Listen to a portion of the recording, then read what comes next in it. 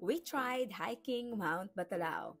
Naisip namin kakaibigan akitin ng Mount Batulao kasi sabi nila, uy, chill climb lang yun. Uy, for overnight lang yun. Madali lang yun. Kami naman bilang dakilang lakwatsero at mga kaladkarin na walang proper exercise, go agad kami. Pagdating namin sa jump off, wow, masaya pa kami. Tawa pa kami ng tawa. Sabi ng tour guide, ma'am, maximum of 4 hours lang yun, makakababa na tayo agad. So, excited. At nag-iisip na agad kami pag-uwi. Saan kaya yung masarap na bulalo sa Batangas or sa Tagaytay na pwede namin puntahan? Since 4 hours lang. Eto na, from peak 1 or to peak 1, parang ayaw na naming tumuloy.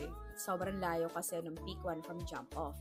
Tapos, sa tuwing may tindahan kaming madadaanan, kumakain kami, tapos ang tagal namin magdadaldalan. Pero masaya yung way papuntang peak 2 hanggang peak 8 kasi maganda talaga yung view. Ang sarap ng hangin. Medyo may part lang na medyo malakas talaga yung hampas ng hangin or buso ng hangin na parang natatangay ka. Pagdating sa peak 9, eto na yung feeling mountaineer na talaga kami. Ang ganda ng view, parang desktop na wallpaper. Tapos sabi ni ate guide, mamaya ma'am sa summit mas maganda pa. Di mas lalo kaming ginanahan. Challenging yung peak 10 hanggang peak 12. Talagang GPS ang ginawa namin. GPS means gapang para safe. Yung tipong halik sa bato, yakap sa bato talaga. Kasi may part na parang bangin na mahuhulog ka. So kaya kailangan safe. May mga lubid naman na hinahawakan. Ayun, para support. Well, sa wakas, umabot kami sa summit. Ang ganda ng summit, sobrang ganda ng view. And then, ang saya namin, ang lamig din sa taas. Tapos, marami mga nagtitinda sa summit. So, doon na kami nag-lunch, nagkape rin kami doon. At mas tumagal pa kami nagdaldal na tawanin sa taas. So, ayun na nga yung pababa. Yung totoong challenge. Yung nagmukha kaming tinapay, na dumi na, parang nabalutan kami ng harina dahil sa alikabok. Pero worth it pa rin naman. And then, ang ganda rin kasi talaga ng mga pictures na nakuha namin doon. Siyempre, for the cloud chaser tayo.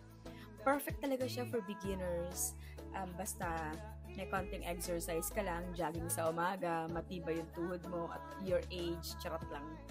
Ayun.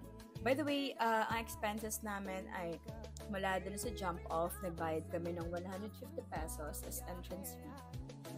Tapos kalagitnaan na, siningil ulit kami ng 30 pesos kasi parang ibang entrance fee naman daw yun. So, total of 180 pesos per pax yung binayaran namin. And then, yung tour guide naman, 700 pesos for 5 packs yung binayaran namin. So, total of 1,400. So, yun lang.